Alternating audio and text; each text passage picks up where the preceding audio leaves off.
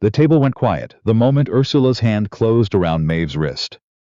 That's the moment Maeve would come back to, later.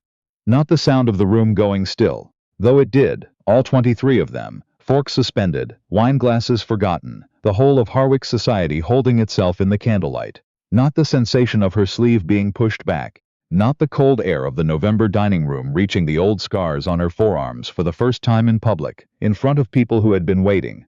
She understood now, for exactly this. She would come back to the half-second before all of it.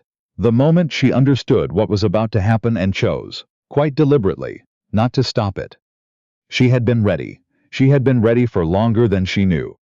She came to Calicott House on a Thursday in September of 1872, on the kind of afternoon when the Maine coast smelled of brine and turning leaves, and the particular melancholy of a summer that knows it is already finished. Grant had not come to meet her. His housekeeper, a square-built woman named Mrs. Finch, had opened the door with a manner that was not unkind, and not warm. The manner of someone who had been asked to make a woman comfortable in a house that was not yet hers, and had decided to fulfill that duty with professional neutrality and nothing beyond it. The house was large and gray and handsome in the way of New England money, practical in its bones, serious in its proportions, ornamented just enough to signal that the man who built it had intended to be remembered. It sat at the top of the harbor road with a clear view of the water, and Maeve stood on the front steps for a long moment before she went inside, looking out at the ships anchored in the distance, and thought about all the ways this could go wrong. There were quite a few. She was 26 years old, and she was here because her father's death had left debt she could not pay, a brother who could not help, and no other door that opened. Grant Calicott had needed a wife, not a romantic one, not a young one, just a sensible woman to manage his house and raise his daughter, and not require things from him he wasn't prepared to give. The arrangement had been made through attorneys. They had met once before the wedding, in a parlor in Boston, for 40 minutes. He had been polite. She had been polite. They had both been very careful not to promise anything. She was not naive about what this was. She did not think he was either. The first complication arrived within 20 minutes of stepping inside. Ursula Calicott was Grant's aunt, his father's sister, 60 years old, immovable in her opinions, and installed in the house since Grant's wife had died 2 winters past. She appeared at the top of the staircase when Maeve was still in the entrance hall, still in her travel coat, her gloves not yet removed. She looked down with the expression of a woman who had formed her verdict before the door opened and found nothing in the view to change it. "Miss Redfield," she said, not coldly, not warmly, just precisely the way you stamp something and file it away. "Mrs. Calicott," Maeve said. She kept her voice level. "It's a pleasure to meet you." Ursula descended the stairs at a pace that made the word gracious feel like an achievement. She offered her hand and took Maeve's for a moment, briefly, thoroughly, like something being assessed. Then she turned and led the way upstairs, and Maeve followed, because there was nothing else to do. The rooms were fine. High ceilings, eastern light, a window seat that looked out over the garden, and, beyond the garden wall, the silver strip of the harbor. Someone had put fresh lavender on the dresser. She unpacked methodically, the way she did everything, carefully, without wasted motion. She hung her dresses. She arranged her books. She set her worn leather satchel on top of the wardrobe, where it was reachable, but not the first thing anyone would notice walking in.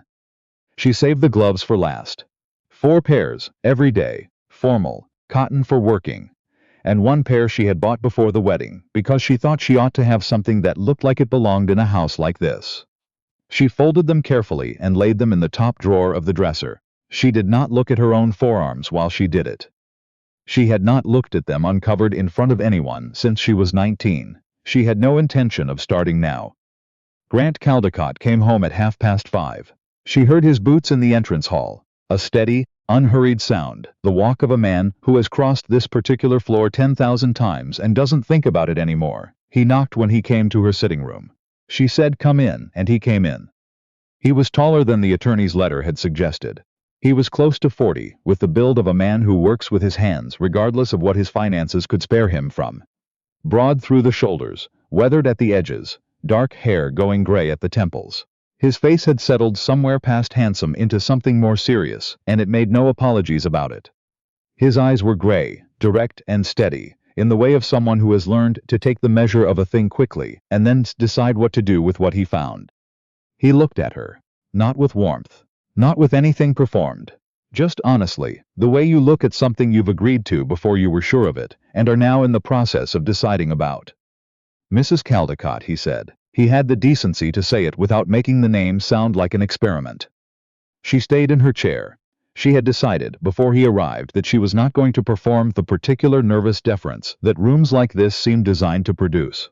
Mr. Calicott, she said. A pause. Then Grant, if we're going to live in the same house. Maeve, she said. He nodded once. He told her supper was at 7, that his daughter Pearl would be there, that she was welcome to any part of the house. He said it the way he seemed to say most things, simply, without ceremony, as though he'd decided it in advance and was informing her of a fact rather than performing generosity. She found she appreciated that more than she expected. Pearl did not speak at supper. She was 8, small for it, with her father's gray eyes, and a quality of stillness that was not shyness but deliberate withdrawal. The careful stillness of a child who has learned that the world asks things of her she is not yet willing to give. She answered direct questions in 2 or 3 words. She watched Maeve from under her lashes, with an expression that was impossible to read. Maeve did not try to charm her. She had learned young that children could not be charmed, only waited for, and that the waiting had to be genuine. The first week passed in the way of first weeks, learning the rhythms, the logic, the particular sound of a new house. She learned which rooms stayed cold in the mornings. She learned that Mrs. Finch ran things with strong opinions, and that agreeing with those opinions, where reasonable, cost nothing and saved considerable friction. She learned that Grant left the house before 6, and often didn't return until well into the evening, and that he worked with the focused, self-sufficient intensity of a man who has never fully trusted anyone else to do it. On the 5th day, she found the problem in the mill district. She had gone out early, the way she always did when she needed to think. Long strides, the September cold off the harbor clearing her head, and had followed one of the back paths that led south toward the mill housing. She hadn't meant to go that far. She heard the child before she saw the window. A thin, high sound, the kind of crying that has used up its urgency and become something quieter and more worrying. She went toward it.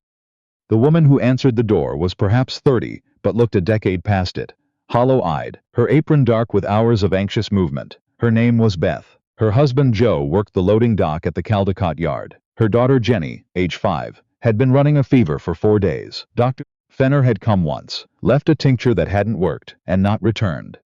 "May I come in?" Maeve asked. Beth looked at her with the particular wariness of someone who has learned to be careful about what people in good coats tend to offer. Then she stepped back. Maeve hung her coat on the peg by the door. She pushed her sleeves up to the elbow, both of them, the way she always did when she was working. Automatic, unthinking, and knelt beside the child's cot. She was in a different register now. The one that left no room for anything, except what needed doing. And she didn't notice until she was packing up her satchel, half an hour later, that Beth had been watching her arms the entire time. The scars ran from just above each wrist to the inside of each elbow. They were old scars, 7 years old, settled into silver white and permanent. Not dramatic, not grotesque. Just there, the way any lasting thing is there, because something had happened and couldn't be undone. Maeve pulled her sleeves down when she noticed Beth's eyes. She buckled her cuffs. She told Beth what to do through the night and promised to come back in the morning. She walked home in the gray September dusk and told herself it was fine. She told Grant that evening, not about the scars, about the child.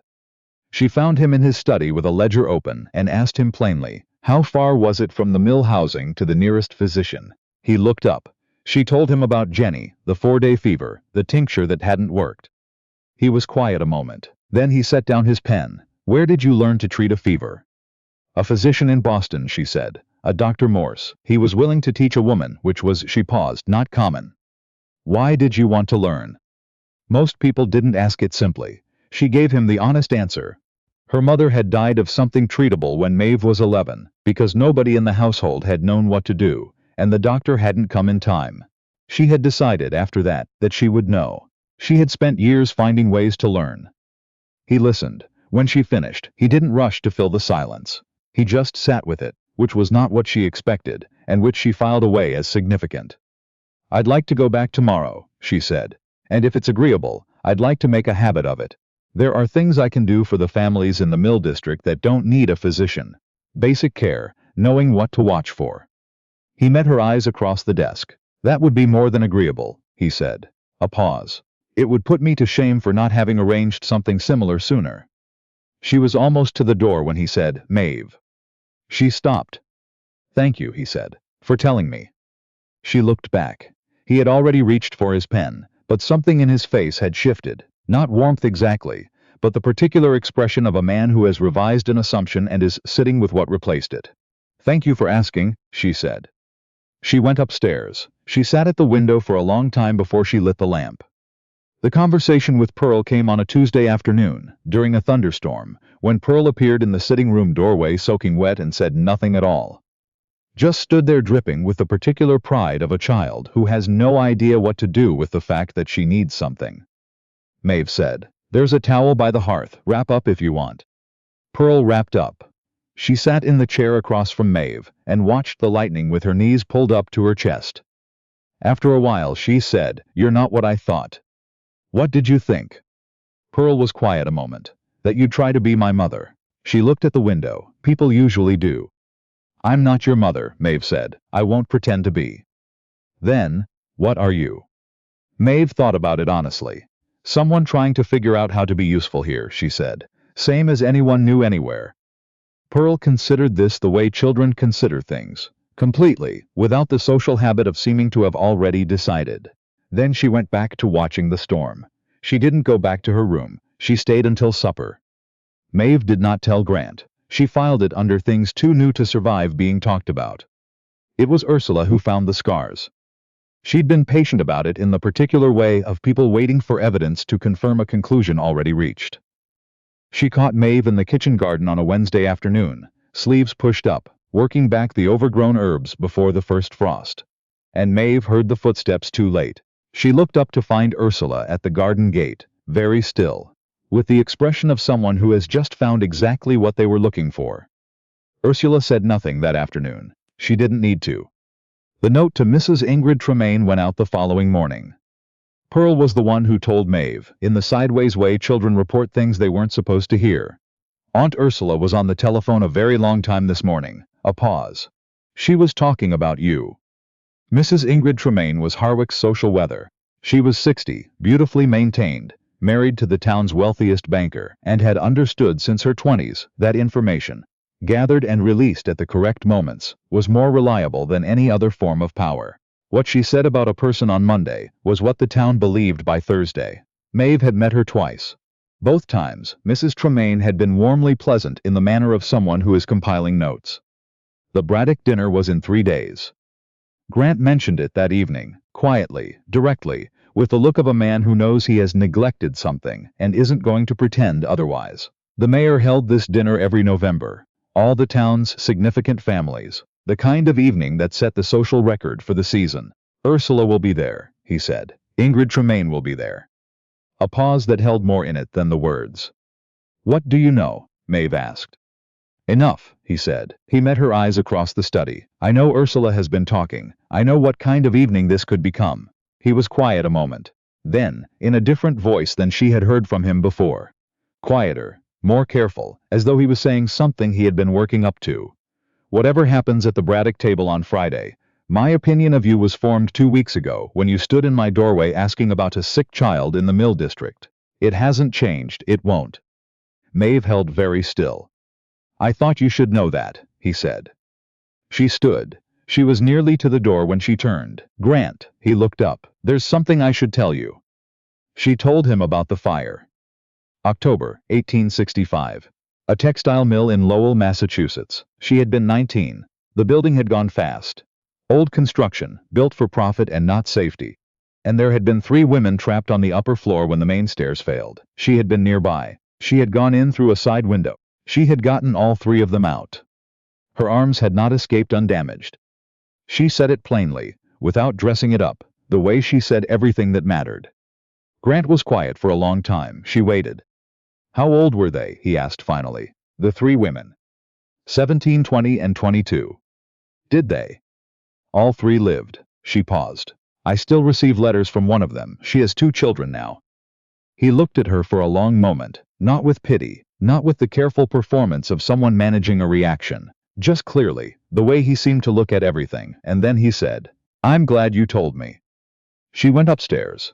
She lay awake in the dark, listening to the house settle and thought about how courage never feels, from the inside, like the stories that get told about it. The Bradock dinner was the kind of occasion Maeve had navigated before. 22 people in a formal room performing civility at each other while watching for weaknesses. She had grown up close enough to rooms like this to understand their grammar, far enough to have never mistaken it for anything true. She wore her good dress. She wore her gloves, soft gray kid, the ones she had bought before the wedding. Grant handed her down from the carriage in the cold November dark and held her hand a half-second longer than necessary. She noticed. The evening moved as such evenings do. She was seated at Mayor Bradock's right, which was a position of honor designed to function as an examination. She managed it. She talked about the shipping trade and the harbor winter, and the particular difficulty of the autumn wheat prices, with the men on either side of her, and she watched both of them revise their assumptions in real time, which she had always found a quiet satisfaction. She did not look at Ursula directly. She could feel her, 4 seats down, watchful, the way you feel weather before it arrives. Grant, seated diagonally across the room, caught her eye once during the fish course. She gave him the smallest possible nod. He looked away. The move came between the fish and the meat. Ursula reached across the corner of the table and closed her hand around Maeve's wrist, and before Maeve could decide what to do with that.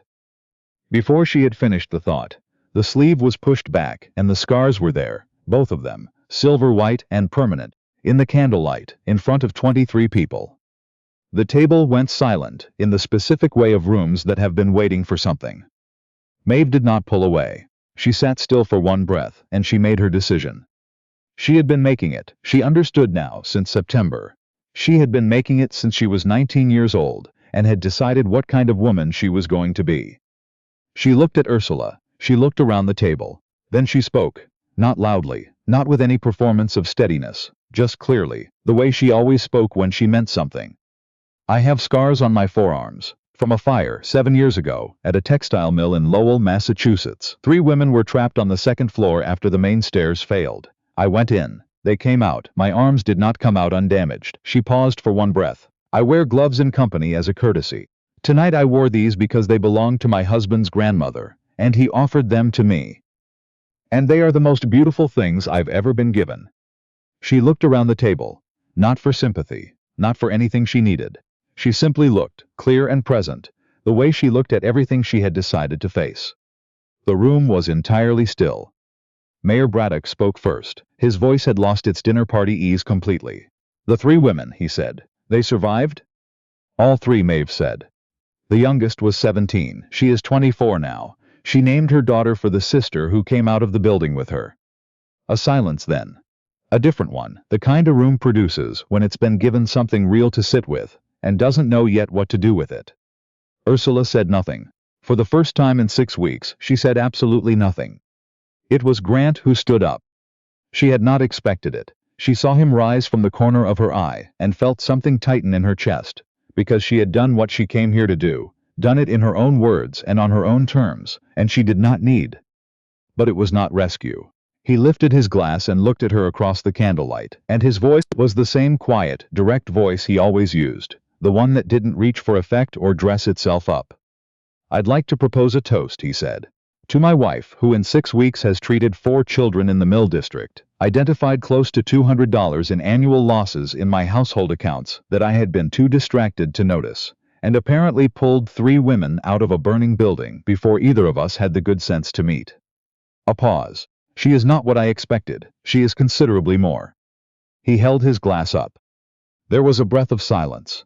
Then Mayor Bradock raised his. Then, one by one, not all of them, but enough that the room shifted on its axis in a way that would not be fully corrected by anything said afterward. Glasses came up around the table.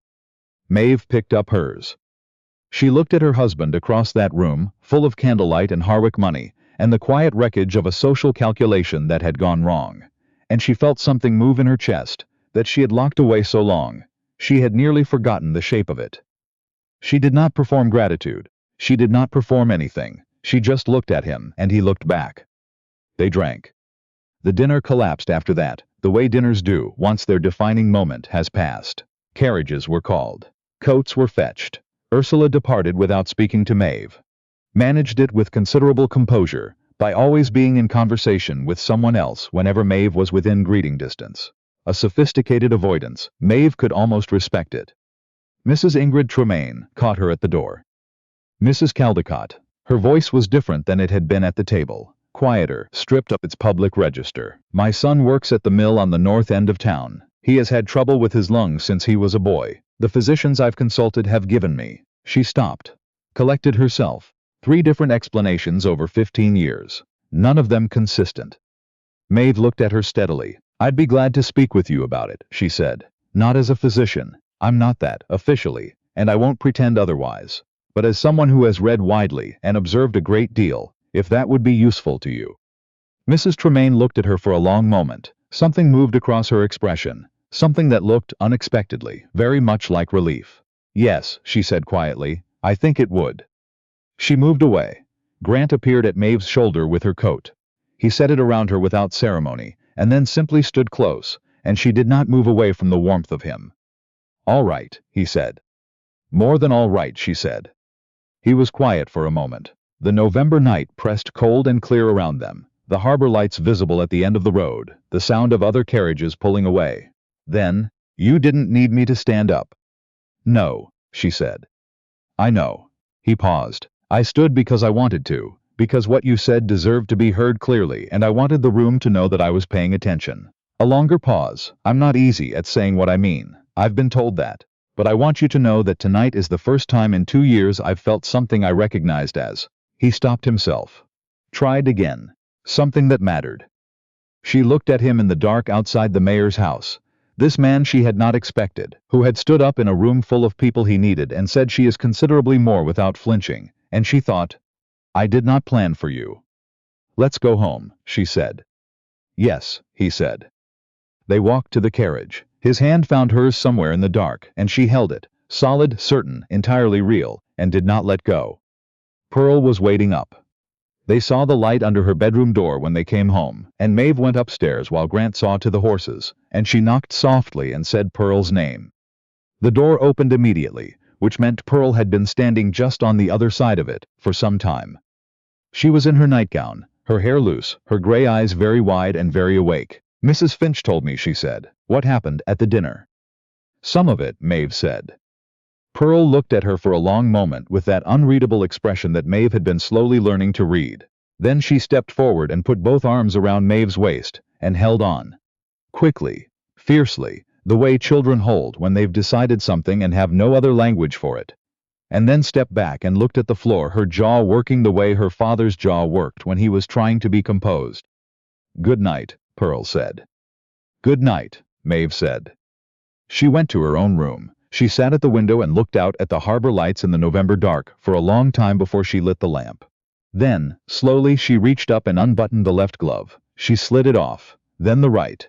She set them both on the dresser beside the lavender. She looked at her own forearms in the lamplight, the scars, silver white and settled, the record of one night when she had been 19 and had made a particular kind of choice. They had never looked like damage to her, not once she'd stopped seeing them through someone else's eyes. They had always looked like what they were, the evidence of something she had done. She left the gloves on the dresser. She did not put them back on in the morning. She went downstairs with her arms bare, and Mrs. Finch looked at her and said nothing, which from Mrs. Finch was the warmest form of approval available. Grant was in the entrance hall with his coat already on, heading to the yard. He stopped when he saw her. His eyes moved once, to her forearms, to her face, and he said nothing about it. There's coffee, he said. Thank you, she said. He went out. She heard him whistling on the front path, low and easy, the way people whistle when they aren't thinking about it. She stood in the warm entrance hall, and thought that whistling was probably, in its way, a significant piece of information about where things stood. Then Pearl came down the stairs asking about toast, and Mrs. Finch said something sharp about the hour, and the house filled up with the ordinary sound of people figuring out how to live together. The real kind of living, the complicated, unpolished, daily kind that no amount of social arrangement can produce, and no one can fake for long. Maeve stood in the middle of it with her arms bare, and her coffee going cold in her hand, and her whole life arranged, for the first time in years, exactly as she had not planned it and could not have asked for. She was not hiding anything from anyone. It turned out that was the thing, the whole thing, the thing she'd been carrying without a name for 7 years, finally set down in a kitchen, in Harwich, Maine, on a November morning, while the harbor light came gray and clean through the window and the coffee cooled in her hand, and somewhere outside, her husband was still whistling. She drank the coffee. She did not look for the gloves. She did not put them on.